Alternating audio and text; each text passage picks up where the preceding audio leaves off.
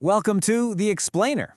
Today, we're pulling back the curtain on something that is, no joke, a matter of life and death in many workplaces, but you probably don't think about it much. We're talking about UK forklift training accreditation. So let's just jump right in with a big question. Think about it. You see someone zipping around a warehouse on a forklift. That thing weighs tons. Who actually gets to say, yep, that person knows what they're doing, they're safe? Because, man, that is a huge responsibility, right? Well, the answer might surprise you.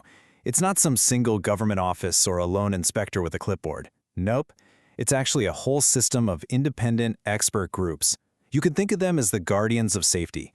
Their entire reason for existing is to make sure the training works, the operators are skilled, and everyone goes home safe at the end of the day. All right, so who are these mystery organizations? Let's meet them. We're going to look at the 5 key players that really are the backbone of forklift safety here in the UK. That's right. There are 5 main ones we're going to focus on. And you'll see they all have slightly different ways of doing things, but they're all chasing the same goal, keeping training standards incredibly high. Okay, get ready for some acronyms. We've got RTITB, ITSAR, CITB, LANTRA, and NPORS. Now try to keep these in mind because each one has its own unique vibe, kind of like its own personality. But at the end of the day, they're all doing the same crucial job, making sure operators are properly qualified and safe. Okay, let's kick things off with a couple of the biggest names in the game, RTITB and ITSSCR. Now these two are both totally obsessed with standards, as they should be, but they have pretty different approaches. And you can really see their different philosophies right here. On one hand, you have RTITB. They're a bit newer, started in 2004, and they're very hands-on. They work directly with employers, helping them build better, safer systems from the inside. Then you've got ITSSR. They've been around since the 90s, and they're more like a global referee, making sure that training providers everywhere are hitting a really specific, official mark. So what is that official mark I just mentioned?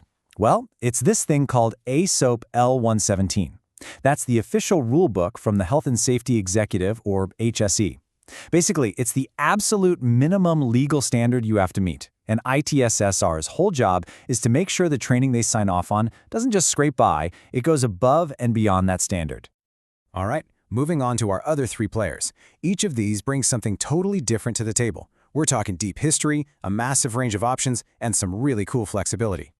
First up is the CITB, and these guys are the old guard, the veterans. They were founded way back in 1964.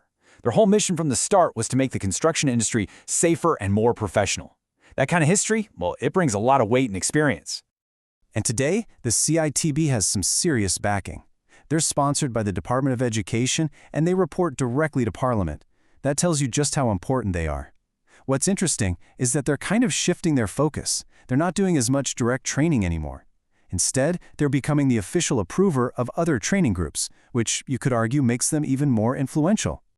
Wow. Okay, that is a pretty bold claim from LANTRA, right? But they've got over 40 years of experience to back it up. They really market themselves as the total package, the place that can take you from day one, knowing nothing, all the way to becoming a top-level expert. So how do they back that up? Well, a few things make them stand out. For one, their courses aren't just designed by teachers. They're built by people who actually work in the industry. Big difference. Plus, they offer self-paced learning, which is a lifesaver if you've got a crazy schedule. And they get that different regions have different needs, so they have special programs just for Wales and Scotland. And our last one is NPORS. If you need to remember one word for them, it's flexibility. They've been around since '92, and their whole thing is giving businesses options. You can do the standard thing, send your people to a training center, or, and this is a big deal, they can bring the training to you and teach your staff on the exact equipment they use every single day. Super practical. But don't think for a second that this flexibility means they're cutting corners. Not at all. It's all built on a rock-solid foundation of transparency and safety. And to prove it, they regularly audit all their training partners to make sure everyone is sticking to those high standards. Okay, so we've met the big 5, the guardians of safety. But what does this all mean for you? You know, if you're the person who wants to get a license, or you're the manager of a team, or the owner of the whole business. Why does this matter? Let's cut through all the noise. What's the one key thing you absolutely need to take away from all this? It's this. Accreditation is everything. It's your seal of quality. If a course is approved by any of these 5 groups, you know it meets and probably beats the official UK standards. When you choose accredited training, you're not just ticking a box for compliance. You are actively making your workplace safer.